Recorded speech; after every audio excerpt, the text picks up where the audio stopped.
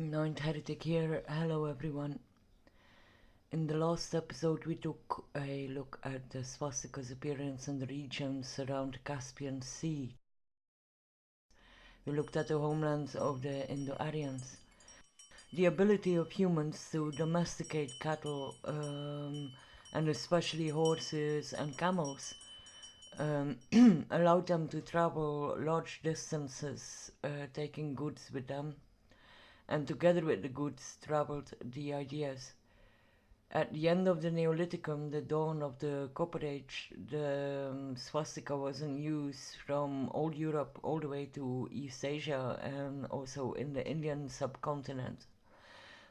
As far as I know, the oldest examples yet in Asia come from Marigar, an early settlement northwest of current Pakistan, somewhat halfway between Kandahar in Afghanistan and the Indus Valley.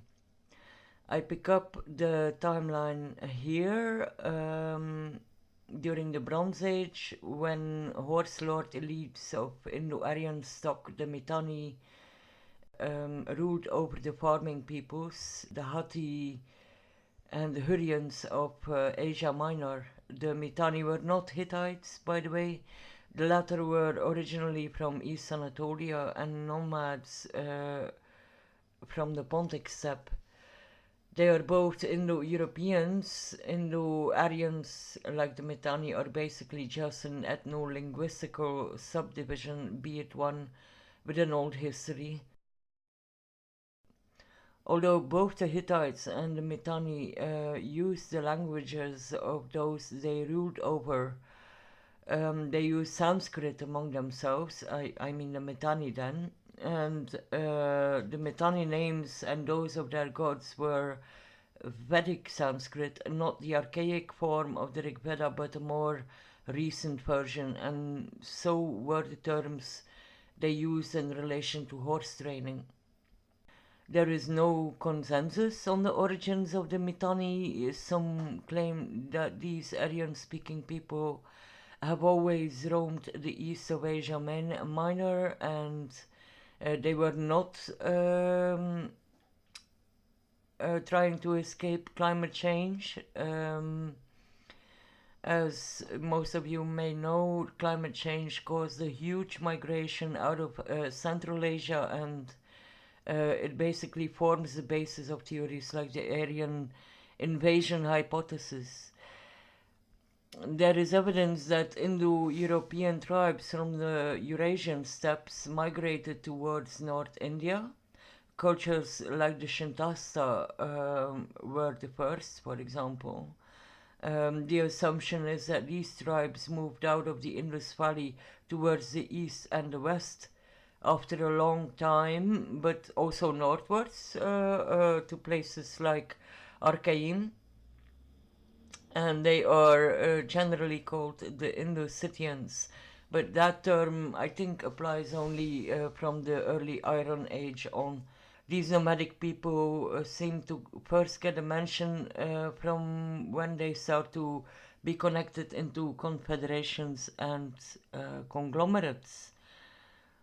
So these were the people that ruled over the trade routes.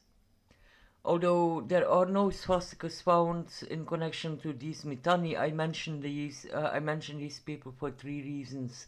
First, because of a possible Vedic connection. Like I said, the similarities between the Zoroastrian Avesta and the Rig Veda are striking, and the hypothetical Aryan Vedic civilization, of which some archaeologists and historians are convinced that it did exist, and is suggested, and as is suggested by a mound of evidence, would have been largely replaced by Zoroastrianism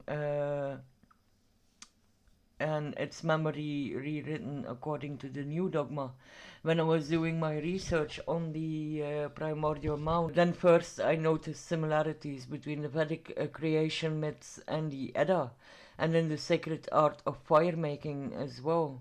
Since the oldest occurrences of the swastika seemingly connect to Old Europe and regions in Asia with a Vedic tradition, I think it is important enough to keep a close eye on these similarities.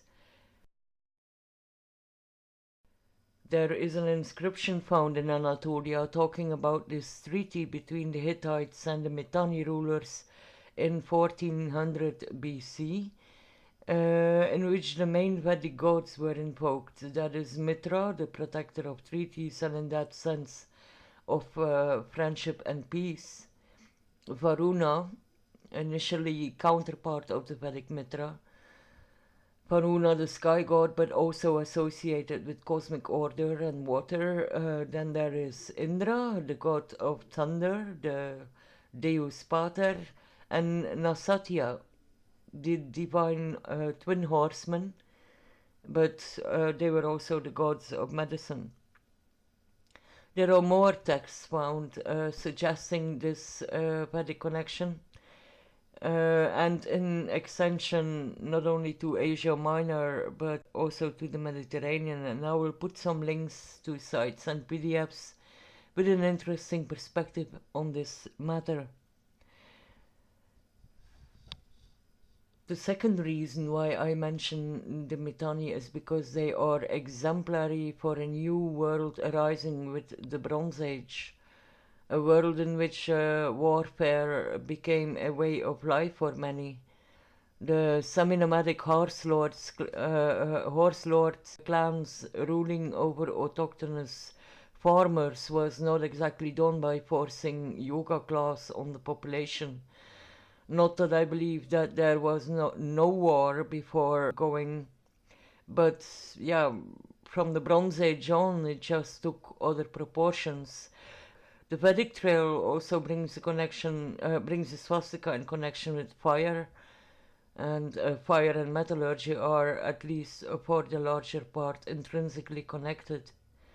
In the Bronze Age, the art of fire making and metallurgy become an industry almost. Weapons, chariots, harnesses. We associate the black swastika on a red and white field with the Second World War.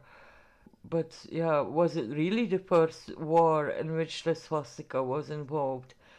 Did Hitler really steal the swastika? As it turns out, there is a scholar called Fernando Coimbra who wrote a short abstract in which he proposes that the military use of the swastika is functioning as a charm for protection in battle. Although he focuses his research on the time frame between 1000 BC and 1080 Europe, I thought it was a good idea to share this with you now already. The ancient swastika, he says, is associated with warriors throughout the ages and by many different cultures. It is displayed on offensive but also on defensive military equipment.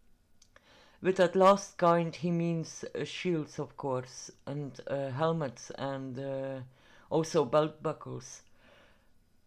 He names a late 19th century historian who pointed out the symbolical meaning of the belt buckle, which was not so much holding up the trousers in those days, but he connects those buckles to protection and to victory. And when coming to think of it, the latter is still practiced in some martial arts. Swords, axes, spears, they are of course offensive weapons. The swastika can be found on many early and late Iron Age examples among the Slavic and the French Celts, the Vikings, the Greeks. Sometimes they are carved on the blades.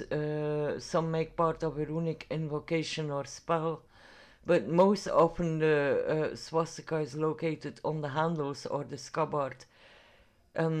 This actually reminded me of the Japanese katana, and although belonging to a much longer period, I was looking into that not too long ago, and it turns out that a lot of these katanas that are being forged even to this day, have an additional disc on the handle called a chuba. Very often a swastika or a manji, as the Japanese call it, is integrated in this disc. More on the Japanese manji to come, of course. Fernando Coimbra actually mentions two more symbols with the same function, namely one with Triskele, the three-legged swastika,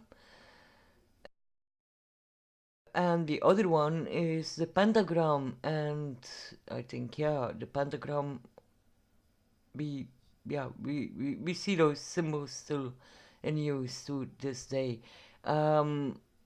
I invite you to go read that. It's a short PDF. It's not too long, only 16 pages or so, and yeah, it's interesting enough. Of course, I am not saying that Hitler chose the swastika in order to protect his army. If you want to find out why he chose this ancient symbol, I suggest you do a search on that. The last on this subject has not yet been said. And the last reason for mentioning the Mitanni is that I will use them as a step up to the East Mediterranean in the next episode. So before I close off, another short word on the Hittites.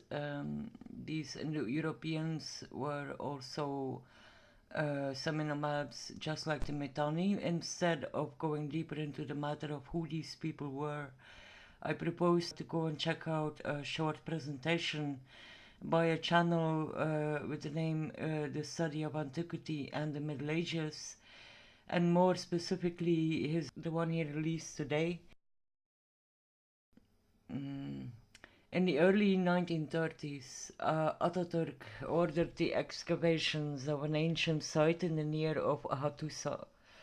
The site is called Alasa Hayuk. This move would reveal a certain amount of archaeological treasures dating back to the late 3rd millennium BC. Several of these metal jugs were unearthed, and I am not really certain whether they are actually gold or not. Hittites did not smelt iron, by the way. It has long been said that they were masters of metallurgy, but little iron has been recovered, and they used meteoric iron mostly. On a side note, another thing of interest is these objects. They are mostly bronze, some silver, and they look like they are meant to be attached on poles. Some look very much like standards, although sometimes they are also referred to as sun discs. And I think, yeah, some of the symbolism explains immediately why that is so. It is apparently also not agreed upon whether these are Hattian or Hittite, but since they were found in elite graves, Hittite is more likely. Okay, that's where I will close out for today. I'm working on the next part. I'm struggling actually to get it ready. We will see. In the Bronze Age, the swastika appears in so many places, and for a while I didn't know where to look first. And what I really want to share is what turns up in the margins of my research, things that are new or interesting factoids for me. They are sort of my pieces of the puzzle of history, if you will, through mine eyes. Then okay. I noticed that I have several new subscribers. I would say very welcome, and to each of you, thanks for watching. See you soon.